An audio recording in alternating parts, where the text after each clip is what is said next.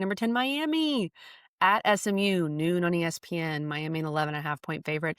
If you missed our interviews with Kevin Jennings and with Mark Fletcher, Taylor was able to handle those for me. I had some basketball responsibilities this week. They were fantastic. Mark Fletcher was just So good. fantastic. Yeah. So go watch those if you missed him earlier in the week. Miami is finally leaving the state of Florida. Slow clap. Slow clap for the Canes. They're finally leaving the Sunshine State, heading to Dallas. When you look at this matchup overall, SMU looked really different against Wake than they did against Clemson. I've got a lot of questions about their health overall, KJ's health. It's a tough time to not be fully healthy, I guess, if he isn't, against this Miami D-line and these monsters. And then the other big thing, of course, is SMU is 133rd out of 134 FBS teams in passing yards allowed. So this could be a little bit of a get-right situation for Carson Beck. Yeah. It's there's so many different ways that I want to look at this game and break it down. And I think, a couple of the biggest are, is this the Carson Beck game? Is this the Mhm. game that he goes for 300 plus, is slinging the ball all over the field, taking advantage of, this poor pass defense, keeping the ball safe, but also his receivers making some plays. I'm interested to see that because you and I both were like, it's a little conservative against Yeah. Stanford. They ran the ball well. Do we see them rip it, this game? Is SMU able to dictate the run game like Florida State did against Miami in regards to basically saying, Miami, you're not going to run the ball? Like, we're going to load up the box. We're going to anticipate you having to throw it. We think we can get enough turnovers because that's what we do to keep our offense in this game. So we want a high risk, high reward type of situation there. Because in the first half, which I know there was a total second half, and it was a very different game. But in the first half against Stanford, I mean, Miami's offensive line was getting pushed around a little bit. Yeah. They were a little bit hungover still from, that Louisville game. And I'm just like, this is not good. Don't like this. And then the second half happens and you're fine. You win by 35 points. So will they have that luxury if they do that again to be in the similar place where they can score at will? I don't know. I think SMU is significantly better than Stanford. I think they have way more talent, better team, better coach team, things of that nature. So can SMU dictate that? And then on the other side, can SMU replicate what Louisville did? Can they have that same success getting the ball out quick? And I think the interesting piece of that puzzle that preseason, I probably would have thought that they could a little bit more. I don't think SMU can run the ball like Louisville ran the Yeah. ball. And so do Yeah. you even have that option? Maybe not. I've been, And there's pretty no Chris disappointed Bell. with that. Yeah. So I'm interested just to see, does Miami walk out of this thing with like a 20-point win? Or is it weird, awkward back and forth, and maybe they win by a couple late? It's so tough because I would feel really differently about this game if the Wake Forest game did not happen. If Right. we had just watched them play Clemson and then let's say bye week and then this. But the Wake game, as we discussed last week, was probably one of the ugliest football games ever played. Yeah. And it was just brutal. You scored 12 points. And yeah, you really should have won, but you gave up that late catch and then the field goal, of course. So where is SMU mentally from that brutal Wake Forest loss? That's the other question. And my other question with Miami, Mac, are we conservative against Stanford?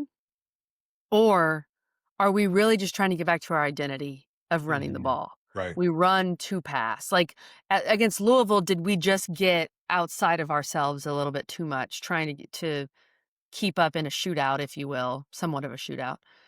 And was Stanford a much more concerted effort to get back to running the ball? And like you said, I'm not sure SMU is going to be able to run the ball much at all. So if Miami can run the ball like they did against Stanford in the second half, that O-line plays really well. Mark Fletcher's out here carrying the rock, and they just make this a ball control type game.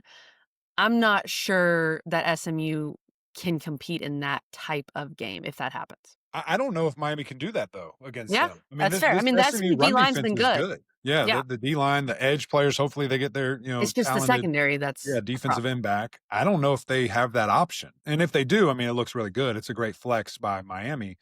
But I think it's going to be a lot on Carson's shoulders. And is he Mm. ready for that? Is he good for that? I'm excited to see because I think he can. I know he can. I've seen it. I've seen a whole year at Georgia. I saw it in flashes at Georgia where he had a little bit of a down year, and I've seen it, pretty consistently here in Miami outside of Louisville. And I think the interesting thing too about that interview with Mark Fletcher is him going up to Carson right after Mhm. that game and saying, please do not put your head down. Please do not think about this. Like we need you. We got to have it. We have to have you for what we want to do. This is over with. We've got your back. You've got our back. It's over. It's over. And you saw him, bounce back pretty well against, Stanford. But this is like the confidence game I think it can be. Because of again the lack of production from the pass defense in SMU. That's a fact. It's not piling on, it's not us being whatever, it's not an opinion. Yeah. It just is what it is. And can Carson go off? And honestly, Shannon Dawson call it that way. Like go Mm. into this game thinking Carson's going to throw the ball 30 plus times down the field. Like I want to see that aggressive, nature from the play calling and from Carson and from these wide receivers. Get the ball to Malachi Tony. Get the ball to your talented receivers there. So that's kind of what I'm hoping that we see from the Miami side. And then again on the SMU side, make it a rock fight. Dictate the run. And can KJ, is he healthy enough to be KJ? Yeah. That's what I want to see. And a fascinating thing, KG, I can't even remember if you and I even talked about this or not. When I was preparing kind of for Kevin's interview here and just looking at what he's done and his yards and things of that nature, this guy has 46 rushes Oh, yeah. or 32 yards, point Yes. 0.7 yards He's per not rush, healthy. Yeah, one touchdown. It's taken away his superpower. I mean, it's impossible. And again, he's banged up and it just stinks. He's not able because of his health to be the guy that we know he can be. Now he has thrown the ball well, but it just stinks to see that. And so, can he get juiced up and excited and ready to go? We'll see. It's going to be tough because Reuben Bain's coming. Look out! Mm. Like you got to worry about 4 and 3, and everybody else in the middle. It's going to be a challenge. It's going to be a challenge. I think they also really miss Brashard Smith and just Oh yeah, the other threat. right. Like when you have to respect the running back, it can be easier for the quarterback to get out and run. These 2 D lines are both really, really good. So that's going to be fun to watch. Which D line can cause the most havoc? SMU is one of the most baffling defenses like in the country So weird. to be allowing what they're allowing through the air, but also tied for first in the ACC with picks, 12 interceptions, and number 1 in sacks. Like what is this defense? It's baffling. Opportunistic. Yeah. Opportunistic. And that's how they win the game. I think if you're able to force turnovers, which obviously Carson Beck has shown, he Right. can get into a turnover spell. Right. So where are you on this number, Eric McLean? Miami minus 11.5. See, I think it has the ability to be a big game for Miami. And it has the ability just because of the strengths that we were talking about. Mhm. Can Carson flex his muscles?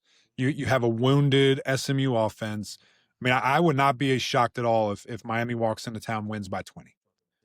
But does SMU find a way to get the ball out quick, to neutralize the defense? Can they sustain drives? Can they shut down the run, force Carson to throw the ball a lot, and they take advantage of that? I could see it being closer to this number. I still think Miami wins. I'm going to take them to cover.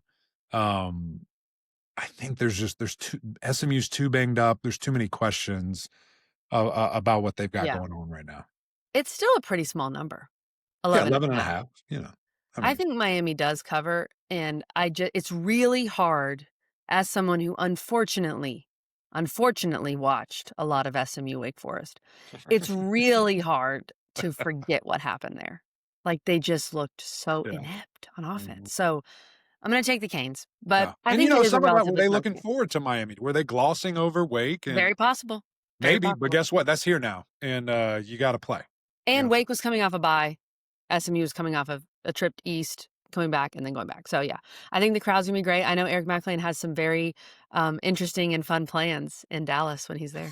I can't Maybe wait he'll to tell tell you us all about it about it. later. I don't know. Maybe I can't. I don't know. We'll see. I Honestly, have to with find. how bougie and big time Mac's plans are, he may never return. This may be his last podcast ever. It's cool. I'm not sure. I'll take care of you though. If it is, I'll take care of you. Don't Oh, worry. good. I appreciate that.